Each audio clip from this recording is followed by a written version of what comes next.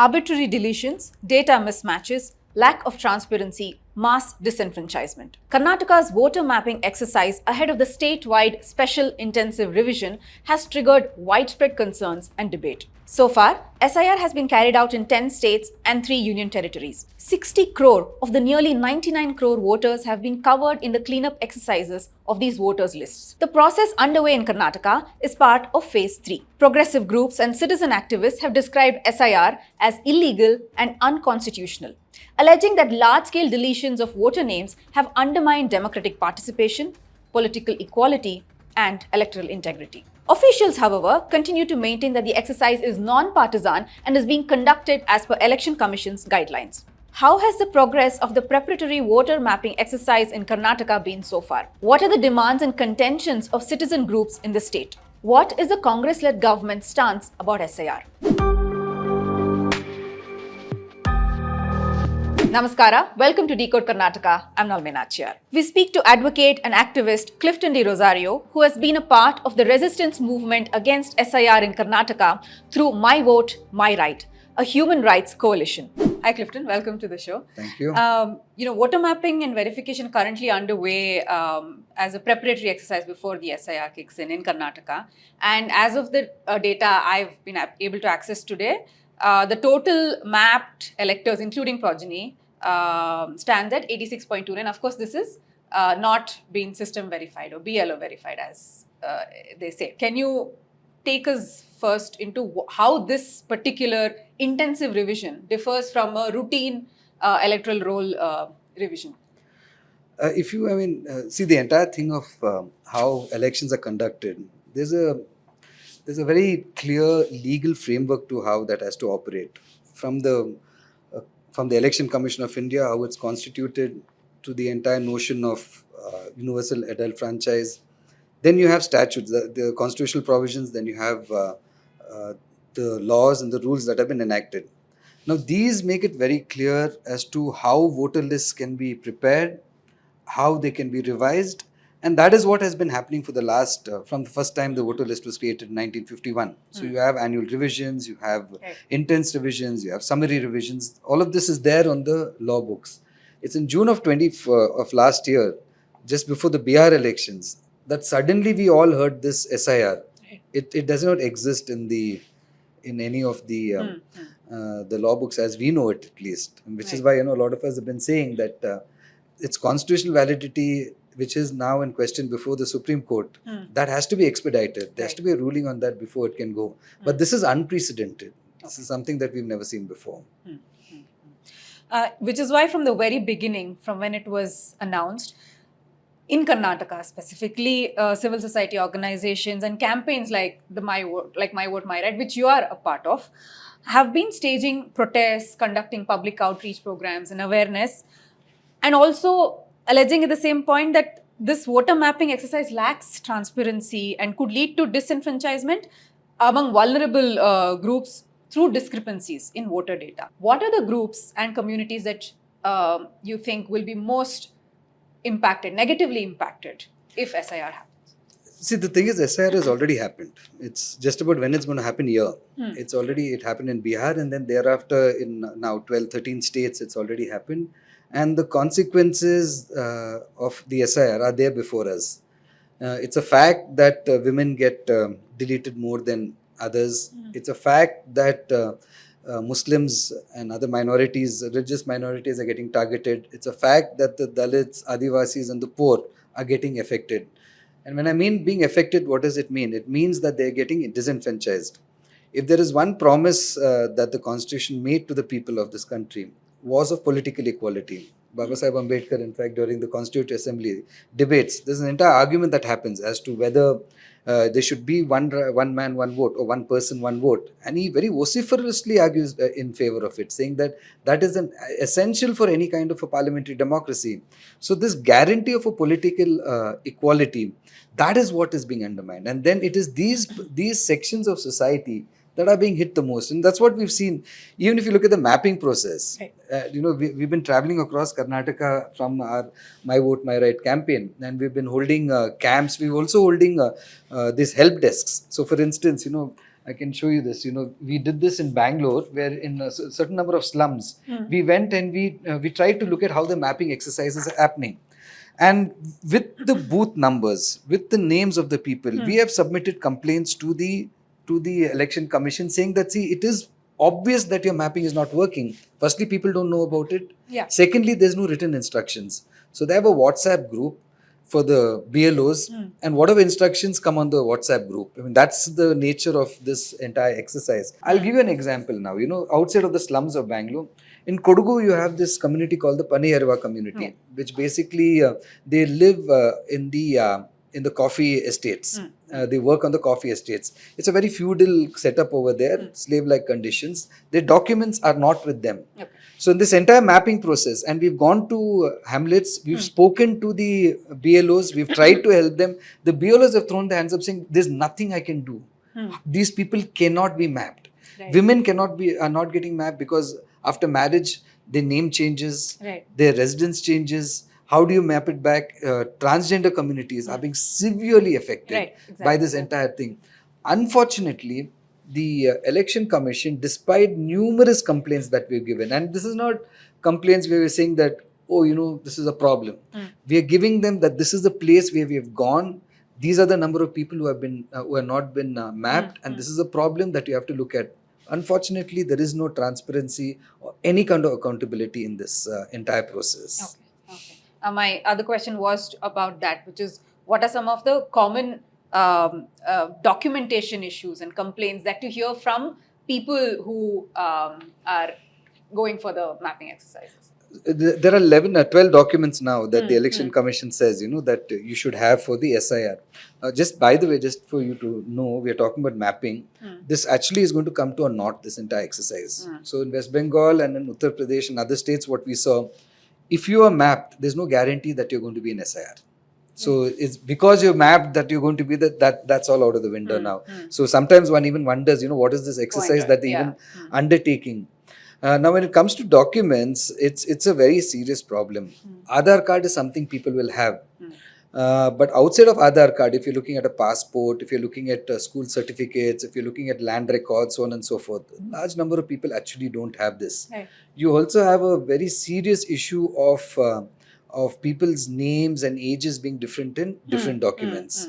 And there's reason to that. The documents are not prepared by you. It's prepared by some other person. This information that you relay, and then the document gets prepared.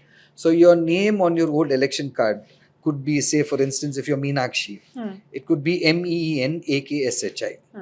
In your Aadhaar card, it could be MINAKSHI. A name can be spelled in any which way. Sure. Your age could be 37 over there. And when you were here, you probably didn't want to say that you're 3 years older, so you still retained 37. These are the very practical issues that we are finding. And what it translates into, if you go by the West Bengal exercise, is that this can mean that you'll be disenfranchised. 27 lakh people, because the names did not match, because the ages did not match, were thrown out. They were not allowed to vote this in these elections. And that's about probably the margin of victory that the now ruling party, that they won the elections by. That's the consequence that you're going to see. Correct. And that's again is now in the Supreme Court. That is also the Supreme Court. Everything's in the Supreme Court. Yeah, in this you have the constitutional validity before the Supreme Court. Even the Aadhaar card, just for you, we all know this, but Aadhaar card was not accepted as a document. It is because of the case in the Supreme Court and the orders passed by the Supreme Court that the Election Commission finally agreed to it. Right.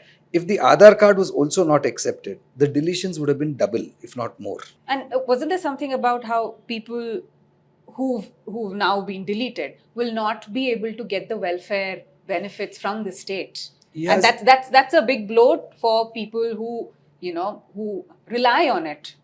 And I would say that the statement was first made in Madhya Pradesh by a minister, again a BJP ruled state. Then the other day in West Bengal, where one of the ministers said that we are going to withdraw entitlements to them. And yesterday, a BJP minister in Bihar has made the exact same statement. We've been saying this right from the beginning. SIR is NRC through the back gate. It is a mass disenfranchisement exercise. It is an exercise that has been brought in by a party that was that really was, the people taught them a lesson in the last election. They were talking about 400 seats. They had to settle for 240. They don't even have a they don't have the majority to form a government. So when the people are on the verge of rejecting you, now the government turns around and says that we'll select the people who can vote us. And the consequence of that is the civil death that is being now threatened on people. So not only will you not be allowed to vote, all other entitlements will be taken away from you. This is a citizenship test. And if in this citizenship test I fail, I cannot hold anything in this country. I cannot hold property. I cannot hold a house. I cannot hold a job. I cannot hold my bank accounts. It's not just about me not getting rations or me not being able to, get some other entitlements. It's about me suffering a civil death in this country. That is what they brought upon this nation. And can you imagine the numbers? More than 7 crore people who are today on the verge of this. And in conversations that you have with people, ordinary people see survival is a question for them now. To make ends meet is really what captures your daily time. Voting was something that you really wanted, but it's not something that you're going to stick your neck out for. Now, when it is coming out that what started off as you maybe not being allowed to vote, maybe you will be joined at a later point, it means that you're going to suffer a civil death. This is creating a very serious turmoil in people. And it's our request is that the union government understand this. Right. That you're really playing with fire here in terms of the threats that you're meeting out to people. At some point, this is going to come back to burn them.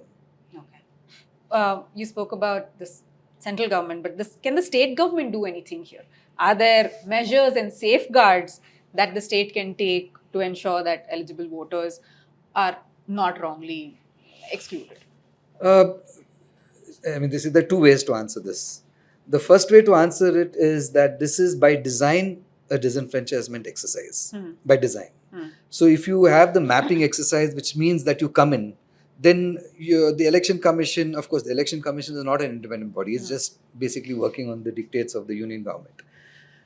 Then they come up with some new thing to throw people out. So logical discrepancy, it's out of thin air it materialized. And logical discrepancies on the basis of some algorithm that no one knows. It's just so arbitrary in how they're doing it. So in that sense, it's an exercise of disenfranchisement. It's an exercise meant to exclude people. So even our state government and maybe the opposition parties have to understand that. So for instance, when you look at the results in West Bengal, it's not about dissecting how that result came about. It's about understanding that that's a stolen election.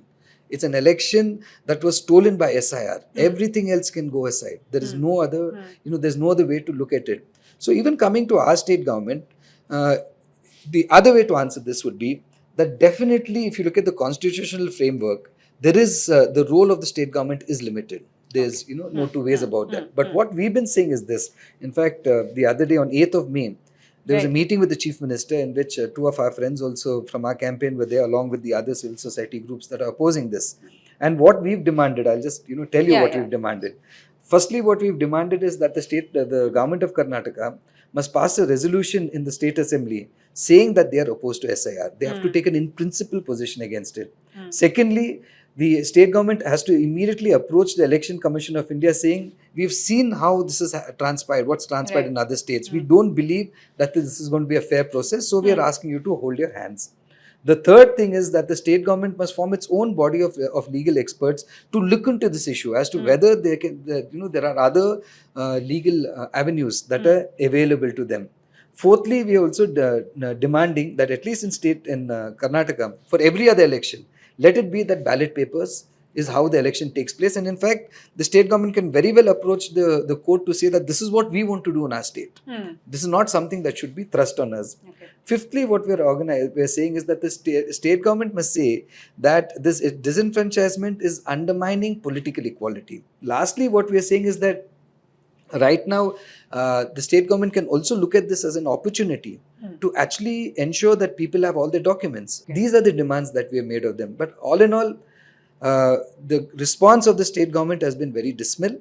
Yeah. At one point, our chief minister had said that, we are not looking at this in a political way. Exactly, yeah. And our deputy chief minister said we are going to ensure that no eligible person is is thrown out of the electoral rolls. Yeah. That's really, if But that's they the still approach. also haven't taken a decision on whether to oppose the revision or, seek a complete overhaul. In the same meeting, in fact, the needle didn't move much from where it Yeah. was in January of this year.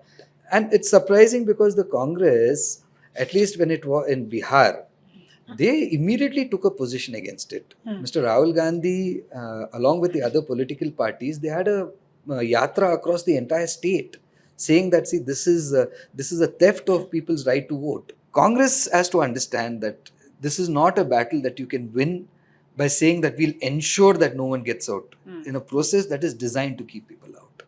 What can it do? Is there anything it can do? It Or can it's just take these stands. It has to take the stand. At the end of the day, this may become an issue which is going to it's already dividing the country. One of the things that we really fear is, you look at the kind of communal polarization that SIR is generating. Right. The very process is generating a bigotry of a very different order in this country. Congress has to understand that this is what this entire process is doing and take its positions accordingly. Okay. Whether it's an inevitability is a different matter, but it has to take its positions, at least keeping constitutional morality as that center point for deciding what it does. Okay. The coalition, My Vote, My Right, has been citing data from these states such as West Bengal, Uttar Pradesh, Tamil Nadu, Kerala, as a cautionary example, to highlight the scale and impact that the revision exercise can do, and has been calling for citizen-led mass movements. You touched upon it, but how close would you say Karnataka is? How close is it to witnessing such a unified, collective movement from citizens itself? Yeah, firstly, alongside citing what is happening in other states, we've also relentlessly followed up on the mapping process over here itself, course, and yes. those who've been left out. Yeah, that was there. So very concrete data has been presented to the Election Commission to show that in the mapping itself you're having. So for instance, in Kolar, during the mapping itself, there was a move to delete almost 150 voters, which we got wind of. Then we immediately spoke to the BLO, filed a complaint, and I'm given to understand that process kind of was put on hold over there. So that's really what we've done. The kind of information that we've taken to them. The second part of your question, in terms of how close are we, I think we're still a way off, and it's really not just a question of whether SIR has not been able to make that dent. I think there are several factors. One factor that immediately comes to mind is that if you look at the kind of situation that the people are going to be most affected, the lives that they live today, how much of time and energy do they have? Can they even afford for something like this? Is a very big question mark. So I gave you the example of the tribals, the Adivasis in Kodugu. They are daily wage workers.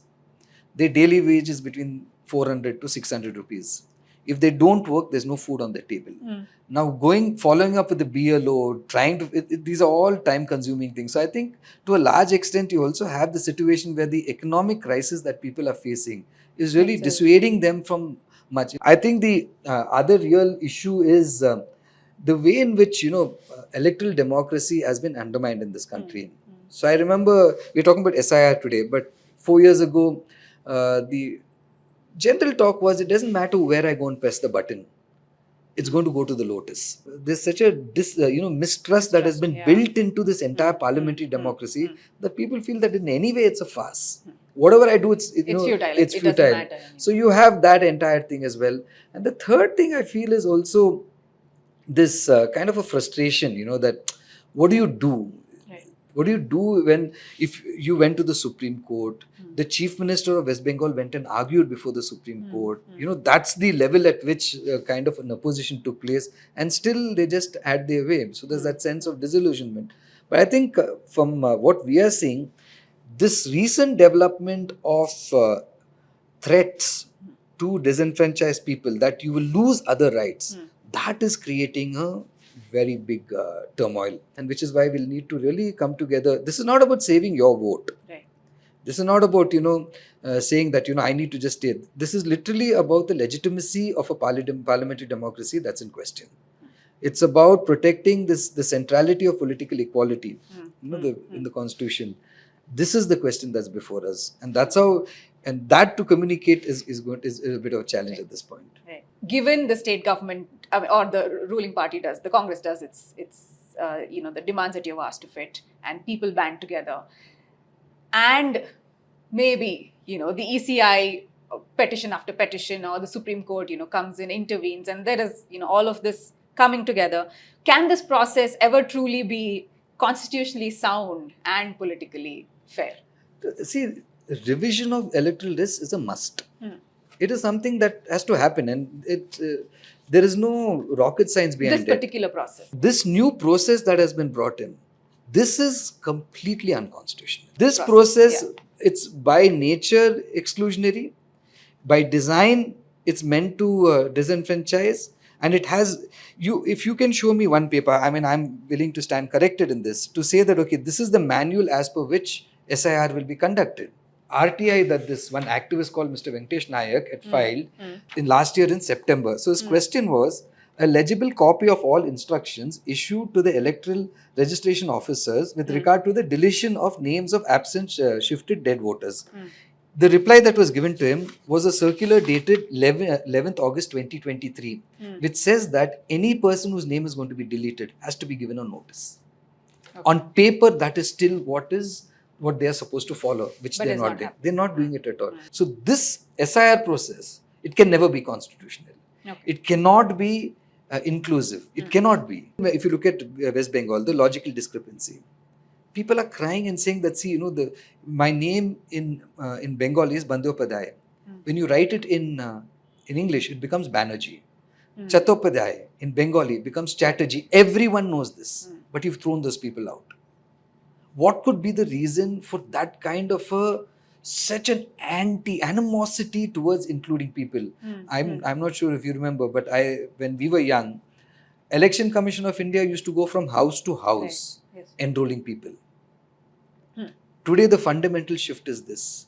They're doing everything in their power to throw you out. You have to stand on your head. You have to go through hoops. You have to do, in Gujarat, you have to go to the High Court to get orders of the court for you to be included into the electoral rolls. Right. How many poor people can do that? So by design, this is what they are doing, and which is why what is required is for the people of this country to really stand up at this point. This is too much of a risk for us to take at this point. It's not just about them stealing elections.